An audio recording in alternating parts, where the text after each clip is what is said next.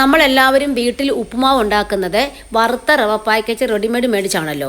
ഞാനും അങ്ങനെ ഉപയോഗിച്ചിട്ടുണ്ട്. ചില സന്ദർഭങ്ങളിൽ എനിക്ക് മണ്ണ് ചോദിച്ചിട്ടുണ്ടായിരുന്നു. അപ്പം ഞാനിപ്പം ലൂസ് റവ മേടിച്ച് വറുത്ത് സ്റ്റോക്ക് ചെയ്ത് വെക്കുകയാണ് പതിവ്.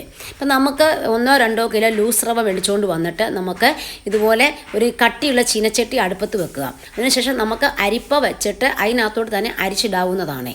അതിനുശേഷം നമ്മൾ ഗ്യാസ് ഫുൾ ഫ്ലെയിമിൽ വെച്ചുകൊണ്ട് തന്നെ നമ്മൾ ഒരു തവി എടുത്ത് നന്നായിട്ട് എല്ലായിടവും നന്നായിട്ട് ഇളക്കി കൊടുക്കുക.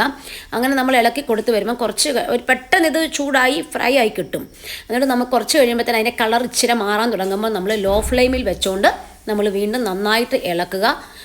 ചട്ടുക വായിൽ ഉപയോഗിച്ച് നമുക്ക് ഇളക്കാവുന്നതാണ്. അതിനുശേഷം നമ്മൾ ഇതുപോലൊരു പിന്നെ നമ്മളെല്ലാം കഴിയുമ്പോൾ നമ്മൾ ഇതുപോലെ മുറവെടുത്തിട്ട് ഒരു പേപ്പർ ഇട്ടിട്ട് അതിനകത്തോട്ട് നമുക്ക് ഇട്ട് കൊടുക്കുക. അപ്പോൾ ചൂട് മാറി അതിനുശേഷം നമുക്ക് ഇതുപോലൊരു പാത്രത്തിൽ ഇട്ട് വെക്കാവുന്നതാണ്.